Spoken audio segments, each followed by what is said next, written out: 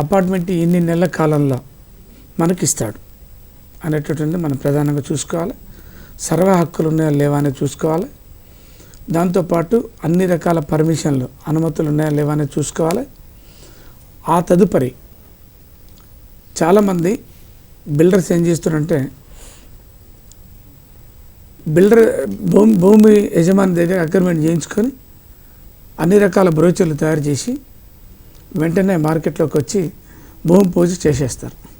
భూమి పూజ మొదలు పెట్టకముందే చాలామంది అపార్ట్మెంట్ కొనుగోలు చేయాలనుకునేటటువంటి వాళ్ళ దగ్గరికి పోయి ఈ పేపర్స్ చూయించేసి రకరకాల కలర్ఫుల్ పేపర్స్ చూయించి వాళ్ళ దగ్గర అడ్వాన్సులు తీసుకుంటారు.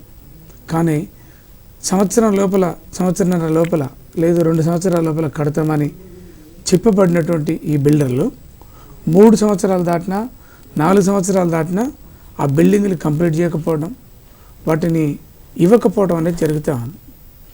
కొనుగోలుదారులేమో నెలలో 6 నెలలకు వస్తుంది, సంవత్సరంలోకి వస్తుంది, ఆ లోపల మనం ఇంట్లోకి పోవచ్చు అనేటటువంటి కోణంలో వాళ్ళందరూ కూడా జాగ్రత్త పడుతుంది. కానీ సంవత్సరం కాల పరిమితి అయిపోయినా కూడా వాళ్ళు బిల్డింగ్లు హ్యాండ్ ఓవర్ చేయకపోవడం, అపార్ట్మెంట్స్ కంప్లీట్ చేయకపోవడం మూలంగా కొనుగోలుదారులు చాలామంది ఇబ్బంది పడతారు.